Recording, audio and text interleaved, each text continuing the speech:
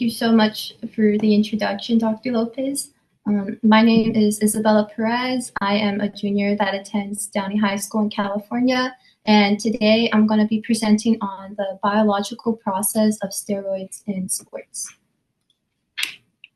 So in my presentation, we're going to focus on how steroids function in the body, specifically how they interact with hormone systems, increase muscle protein synthesis, and alter physiological function.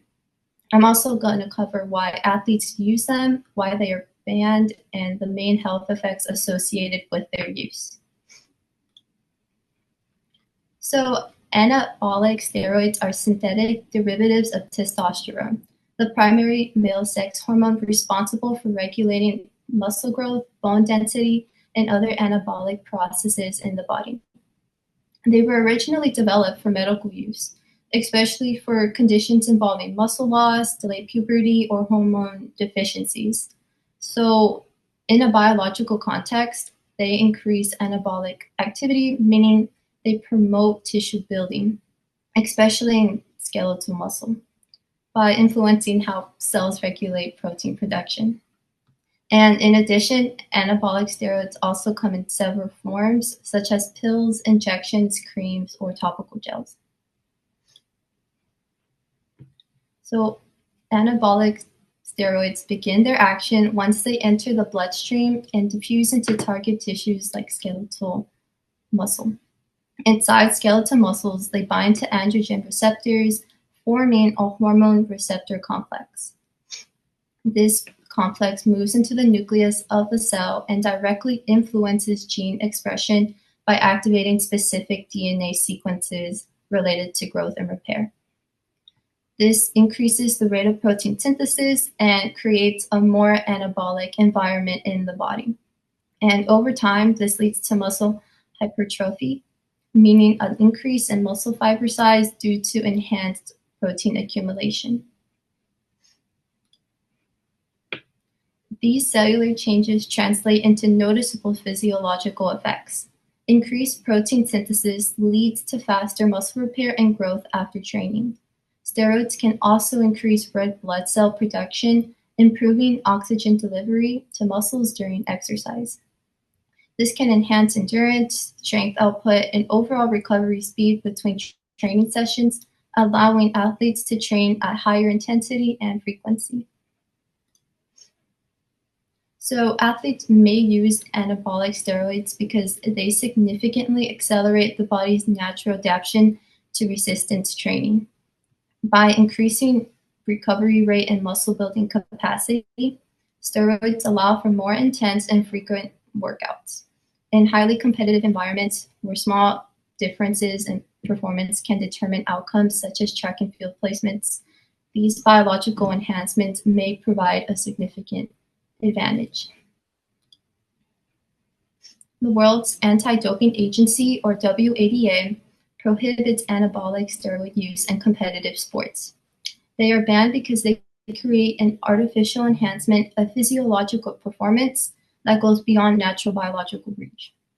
This raises concerns about fairness and competitive integrity, and in addition, steroids pose significant health risks by disturbing normal endocrine, which are basically a system of glands to produce and release hormones and metabolic function across multiple body systems. So speaking of health risks, long-term anabolic steroid use can disrupt the body's normal homeostasis, which are one of many of the body's biological self-regulating processes. They can increase blood pressure and raise the risk of cardiovascular disease by placing stress on the heart. Oral steroids may also strain liver metabolism, and additionally, they suppress natural testosterone production, which can lead to hormonal imbalance and reproductive system dysfunction. Anabolic steroids may also influence the central nervous system by affecting neurotransmitters involved in mood regulation, such as dopamine and serotonin pathways. This can contribute to mood swings, increased irritability, anxiety, and in some cases, aggressive behavior. During withdrawal, The suppression of natural hormone production may contribute to depressive symptoms. Steroid use is also associated with muscle dysmorphia, where individuals have a distorted perception of their muscular development. So the key takeaways of my presentation include that anabolic steroids mimic testosterone and alter gene expression to increase muscle protein synthesis. So while this improves recovery, strength, and performance, it also disrupts normal hormonal regulation and long-term homeostasis. Due to both performance enhancement and health risks, anabolic steroids are banned in competitive sports. These are my references, and thank you so much for listening. Are there any questions?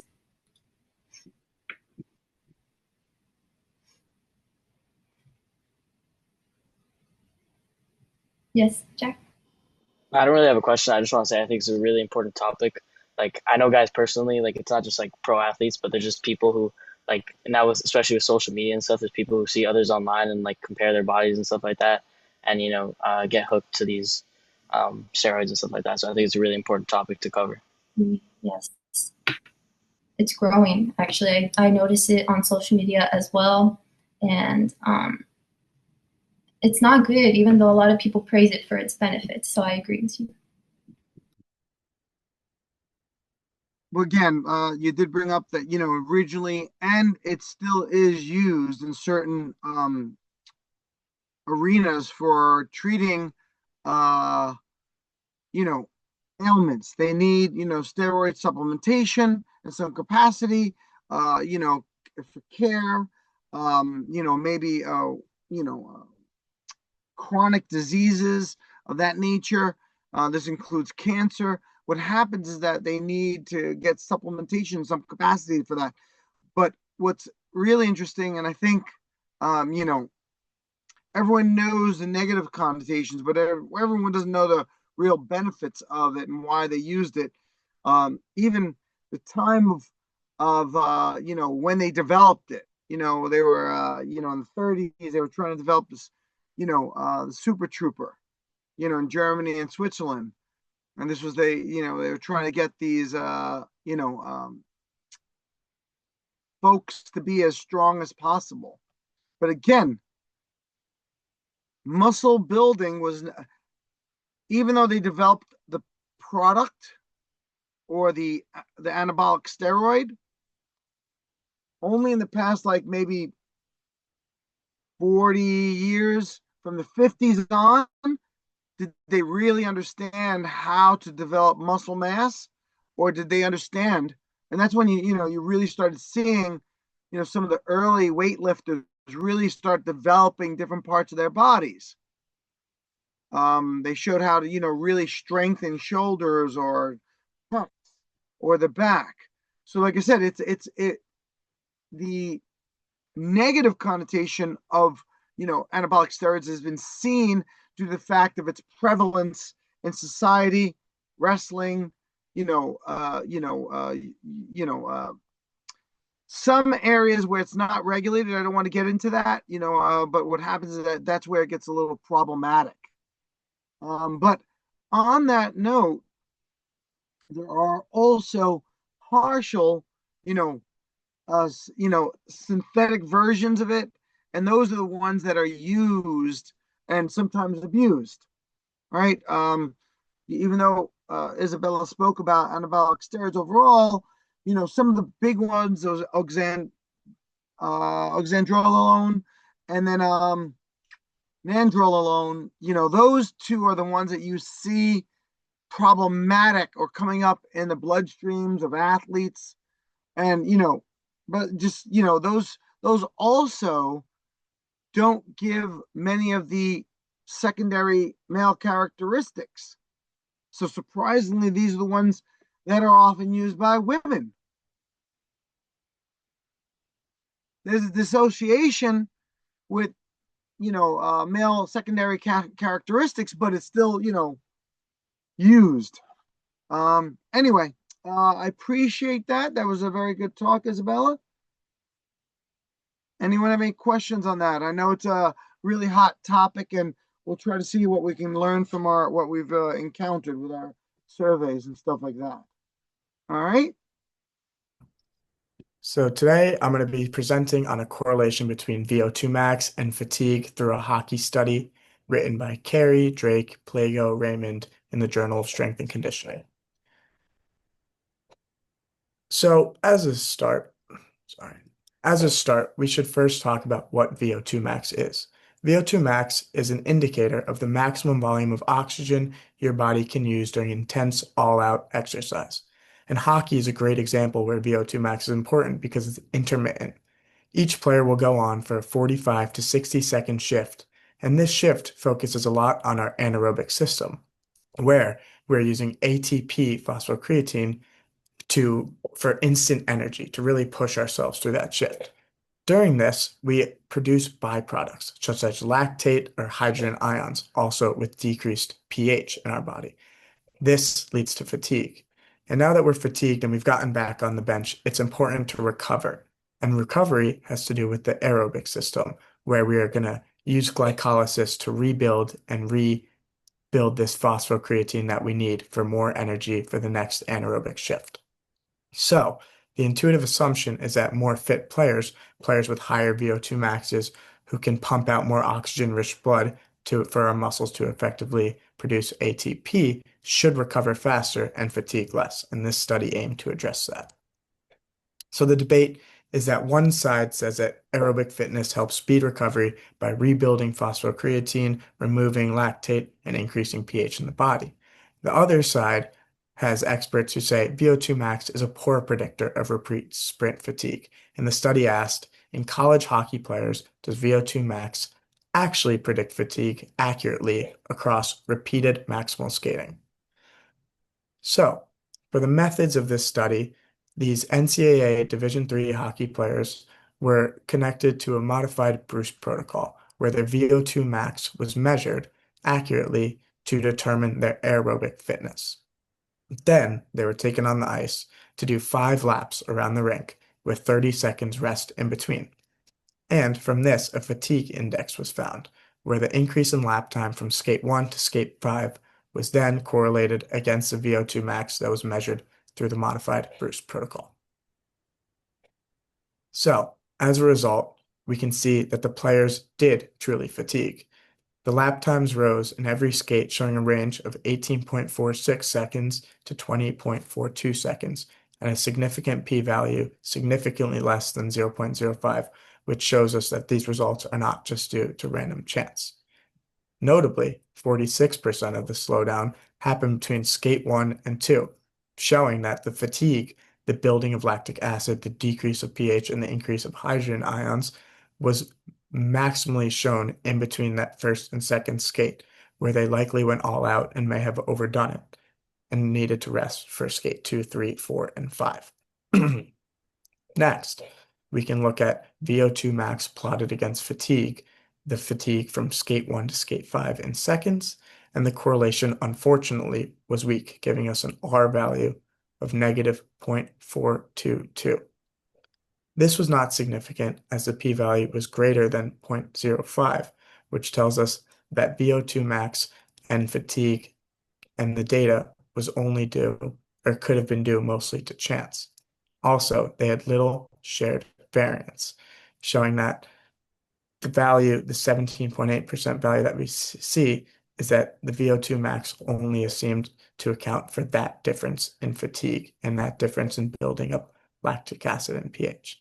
So the bottom line is that a player's aerobic fitness and their ability to reproduce ATP while they're on the bench waiting for their next shift only marginally showed how much they would slow down. So while this study is cool in theory and has great things that we can exponent to other ideas, there are limitations. Firstly, these female athletes playing NCAA Division III hockey are already at the top in the elite level of their sport, and thus they're training every day and likely have high VO2 maxes, which we saw were recorded at 50.3 plus or minus about 3. This is a very high VO2 max and shows that their bodies are able to effectively pump out more oxygen-rich blood and effectively create more ATP than the average person. And so we can see that homogeneous groups often hide correlations. Another thing is that 20-second sprints are largely anaerobic, that anaerobic system where we're using the ATP from the aerobic system for quick, instant energy. And that we can see that VO2 max may matter more for longer efforts, such as running a marathon. The final limitation of this study is that a sample size of 11 female hockey players is unfortunately difficult to draw conclusions from because the sample size is small, and if we had a bigger sample size, there may have been more correlations, and maybe the p-value would have been less than 0.5 and would have been able to draw conclusions from. As a conclusion, the aerobic capacity is not connected significantly to recovery in hockey sprints. So VO2 max did not show this meaningful connection to fatigue, and coaches do not need to add distance training to increase recovery and decrease fatigue. The most important thing is that high intensity interval training does the job. Through this, coaches can just mimic game-like scenarios. And if the coaches mimic these game-like scenarios, the players will be able to see and the players will be able to strengthen their high intensity and interval training through game-like situations to raise their VO2 max and then have that high VO2 max to effectively put out more oxygen-rich blood and create more ATP that can be used in anaerobic systems. Here are my references. Thank you for listening.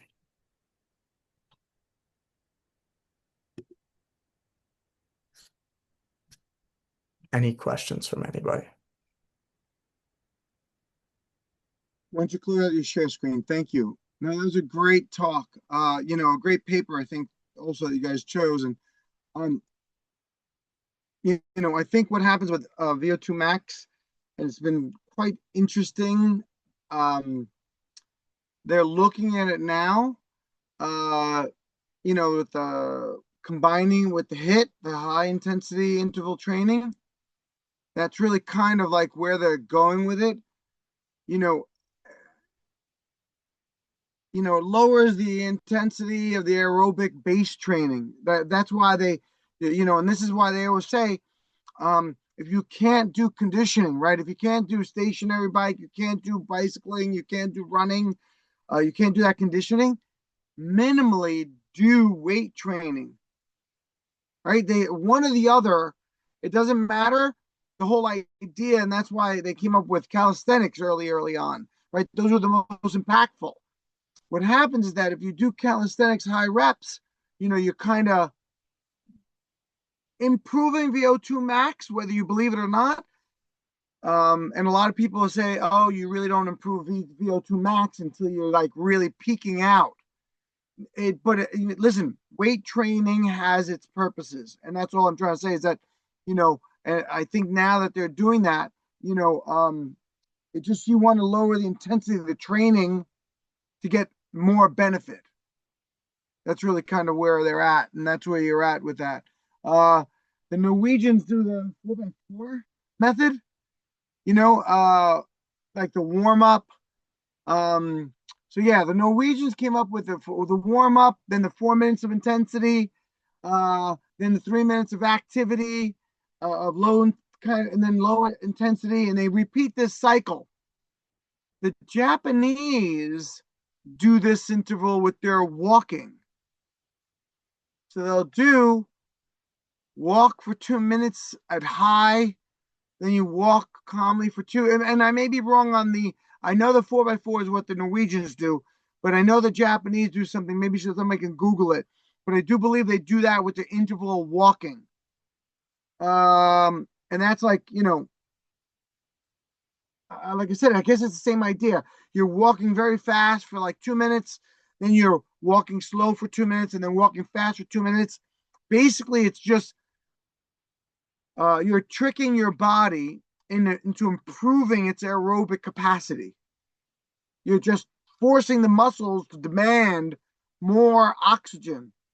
And this way, when you're walking slower, you can take deeper breaths. That's the whole idea of the cycling of this. And that's really the implication of the cycling with the exercise training programs, if that's the best way of saying it. All right. Did anyone look that up? What did they say about the walking, right? Don't they do that? Is that Yeah, it says they do like 3 minutes, like 70% capacity, and then 3 minutes, like 40% capacity. like I said, I know there's a couple of them out there, and what you're doing, like I said, if you just envision, right, you're blowing it out at 70%. If you're a 55, 60-year-old man like myself, right, you're walking, at 70%, then you're doing 20, 30% for 2 minutes, and you're just capable of bringing in more oxygen. Now they mess around with that. I think I'm not certain for certain, Chris, if it's just ice skaters, but they all come from the same vein. But I do believe the speed skaters do something like that in their training. I don't know if the hockey players do that interval cycle. Did you see anything in the literature or no? I mean, I've played hockey since I was 2, so I've done some of those cycles before for drills with certain coaches. So That's what hockey it players is. do it as well. Yeah. So like I said, I think what happens is kind of interesting. The everything on the ice, they're all very similar in their training programs. Because you have to kind of balance on the ice on top of all that without falling. So you have to kind of figure out if a system works, you know, why break it, right? Like if it works for speed skaters, if it works for ice hockey, does it work for you know I guess ice skating, figure skaters in that capacity? I bet you they probably do some type of training like that, right? And it may be something very simple where they're going around and fast, slow, fast, slow. All right. Any questions on that? And I'm sorry. Welcome back, E. Take it easy. Welcome to the 21st century. All right. That's all it is. I did conclude on some points that so the reason that they do the brine or the pickle juice in a small little container is so that it's not so irritative to your stomach. Instead of you drinking a whole Gatorade, you're just kind of drinking that concentrated sodium, getting it into your system. But there is still quite a bit of, the jury's still out on it. Because what happens, they're saying it helps, but it may also work in a placebo effect because the muscle cramping, why it stops, it's due to the gag reflex from the vinegar, in your throat, and therefore it makes you have a neural pathway pause. It breaks the chain of the muscle cramping. So it's not necessarily the sodium, or the potassium transports across the cell. It's actually, a placebo. And maybe y'all should just look it up, make sure I'm saying it right. Maybe I'm wrong, but make sure you double check it, all right? No, they did say that in the article. I can't remember the exact word they said, but they said it might be a oral pharynx response that really does stop the cramping instead. Right? We all know about this gag reflex. It has a lot of implications. We'll get into that as, at another talk in that. But someone should, you guys should all definitely look up, the body's reflexes and why, it's done to induce or to save people's lives. The vagal response, there's all this reasoning behind it. Why you press on your eyes, right? When you're stressed out. because it lowers your blood pressure, because it induces a vagus response that lowers your blood pressure. So if you're stressing out, right, you see often people grab their eyes, push their eyes in, and it's just very unique systems of the body. And that's why a lot of the Asian arts, have employed a lot of that, particularly in their needle approach to things. They work on the different nerves and the different reflexes and the responses on them. All right, everyone. Any question on any of that stuff? Good job. Like I said, you guys got to just keep filling up the truck. All right. All right. I know Elon did you guys met with maybe on an idea, a plan. Maybe you want to give everyone a little out, or you want a little bit more time on that. For the research plans? Yeah, the research plans of what we're gonna do.